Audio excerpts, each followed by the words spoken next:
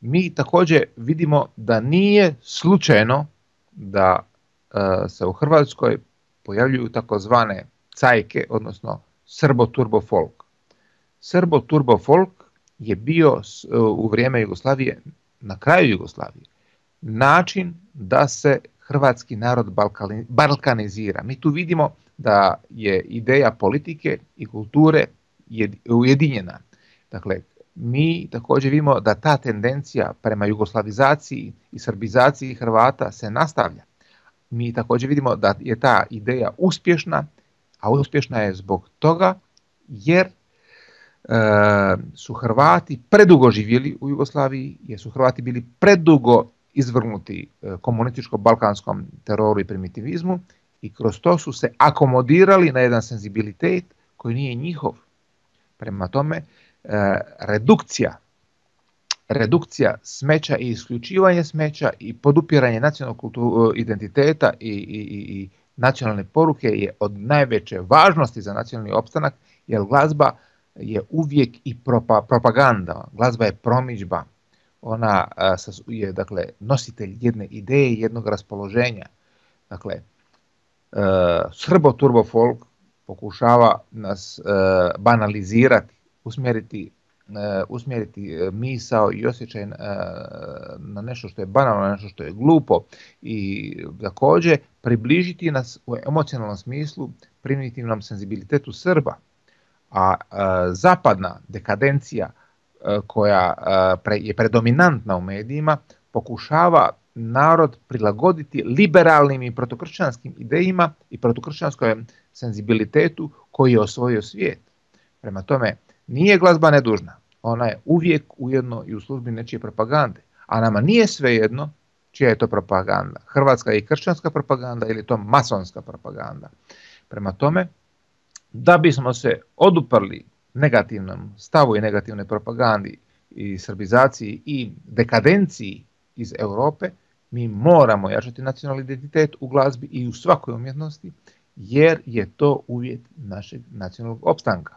Narod koji nema svoju pjesmu, koji nema svoj stih, koji nema svoju književnost, koji nema svoju povijest, gubi svoju supstanciju, gubi svoju bit. Mi, dakle, moramo jačati svoju bit i emitirati svoju vlastitu nacionalnu poruku da bismo kao identitet opstali. Jer ukoliko svi mozgovi postanu besadržajni, ukoliko svi ljudi postanu demotivirani, u tom slučaju je rasformiran hrvatski narod, nema ga više. Prema tome, kultura kao nositeljica kulta, kao nositeljica jedne jedinstvene ideje, kao nositeljica jednog jedinstvenog duha glazbe, je nacionalna obrana od masonskih utjecaja koji su ušli ne samo u politiku, već u svaku dimenziju medija i u svaku dimenziju glazbe. Dakle, ušli su u sve. Od najveće je važnosti provoditi preporod na području umjetnosti, jer je umjetnost najjednostavniji način propagiranja nacionalnog duha.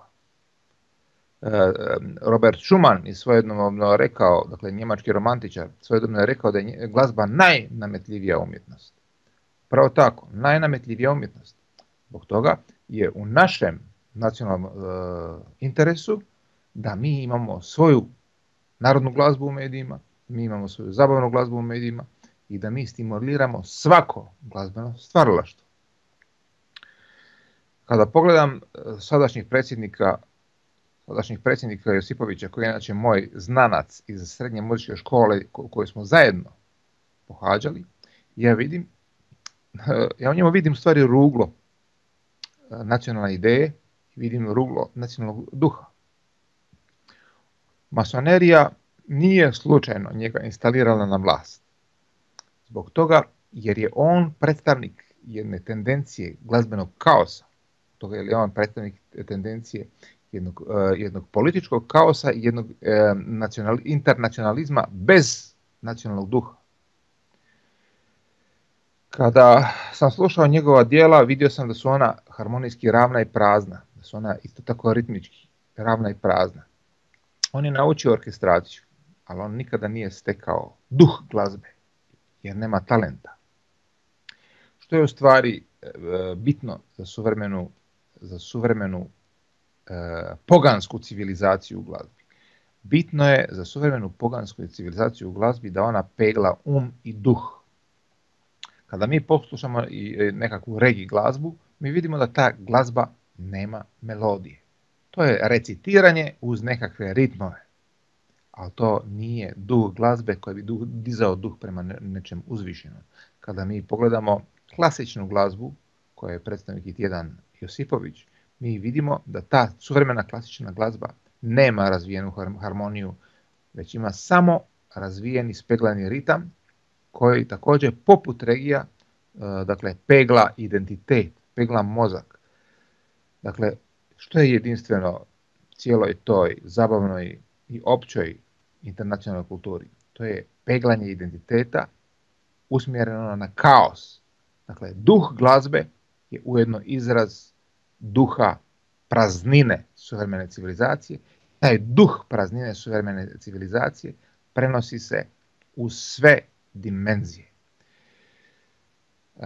Nažalost, moram konstatirati da u zadnjem oslobodilačkom ratu mi nismo imali velikih nacionalnih ni nacionalističkih pjesama iz čistog razloga što je duh hrvatskog naroda bio ubijen u zadnjem ratu.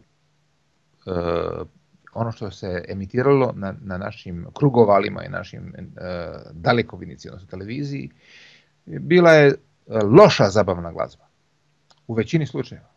Tu i tamo se našlo nešto što je zgodno, ali većina onog što se izvodilo je bilo loše.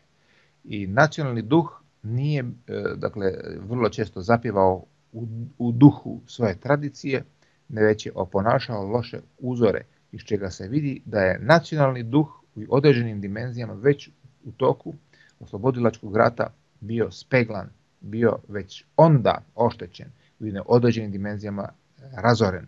Falilo je na neki način, bilo je domoljublje, ali falilo je cjelovitog nacionalnog jedinstva koji ima svoj izraz u narodnoj pjesmi, u narodnoj glazbi.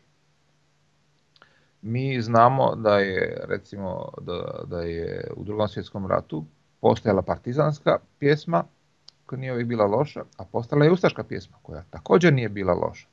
Dakle, sa muzičkog stajališta ta pjesma je imala jedan određeni identitet, ali ovo što je donijela suvremena anglo-američka civilizacija je peglanje identiteta, je nestanak svakog identiteta.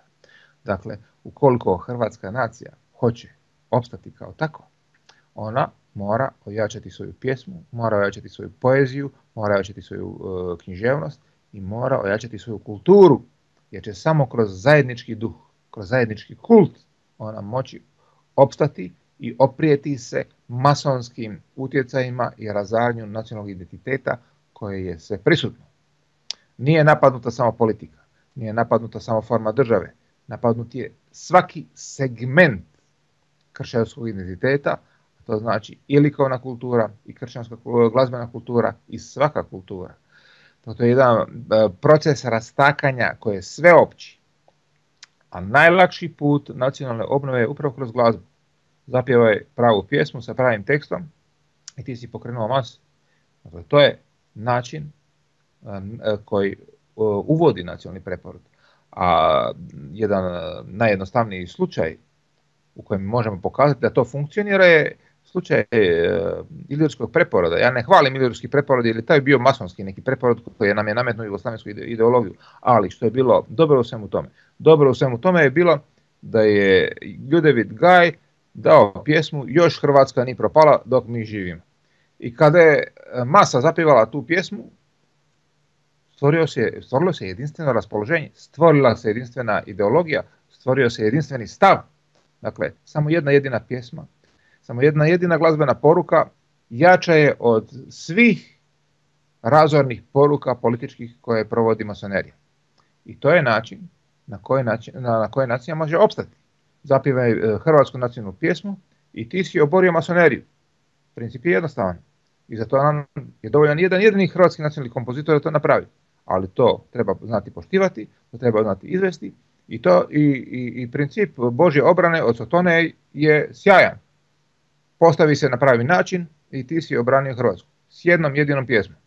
Jedna jedina pjesma može ujediniti naciju. Jedna jedina pjesma može dati poruku za objedinjavanje oko određene ideje, oko određene stranke, oko nečega. Ali ne može biti bilo kako. Mora biti najbolje, mora biti prava. To je ono što mi nemamo, a neprijatelj ima u ovom trenutku u svojim rukama. On je osvojio medije, on je osvojio glazbu, on je osvojio sve i kroz toga on melje. Onog časa kada mi preokrenemo pilu, onog časa taj neprijatelj gubi. Ali moramo biti svjesni koje su metode napadaja, ideološkog napadaja i koje su metode ideološke obrane. I zbog toga je kultura važna, i zbog toga je glazba važna, i zbog toga moramo biti svjesni. Možemo se, dakle, objediniti, ujediniti oko jedne stranke i oko jedne ideje s jednom jedinom pjesmom. Ne trebaju nam milijuni, potreban nam je pravi duh. Pravi duh srušit će se to u Hrvatskoj. To je ono što moramo imati kao predodžbu, kao ideju, što moramo nastaviti provesti kao ideju. I za kraj citirat ću nešto iz svoje knjige Eseji o glazbi, stranica 37. Citat glasi ovako: umjetnost ima jednu zajedničku crtu s politikom. Ona utječe na društvo, ali umjetnost je manje važno da sebe prilagodi društvenoj sredini, a više da tu sredinu prilagodi sebi, da ju promijeni kako bi se u njoj mogla razviti. Ona je toliko moćna da svojim utjecajem može promijeniti društvo, i to mijenjajući društvenu praksu, ljudske odnose i život društva. A bitno je pitanje je li mijenjajući život ne mijenjamo posebno, ali uspješno i samo društvo u smislu sustava. Istu stvar u mom intervjuu rekao je stručnjak za brain fitness, odnosno mentalni sklad kroz glazbu, gospodin Veljko Karaba, koji je preminuo prije 3 godine. On je tada rekao: dobro je znati da se u etnologiji glazbe 10 godina prije promjene društvenog sustava prethodno mijenja i glazba. S glazbom se mijenja i sustav matrica koje se koriste u određene ideološke svrhe. Jedini način kojim se možemo boriti protiv toga za osvješteni razvoj ljudskog bića jest da radimo na svojim potencijalima. Tako da se rekultiviramo i postajemo svjesni čimbenik utjecaja oko sebe. Toliko za večeras. Pozdrav domovini!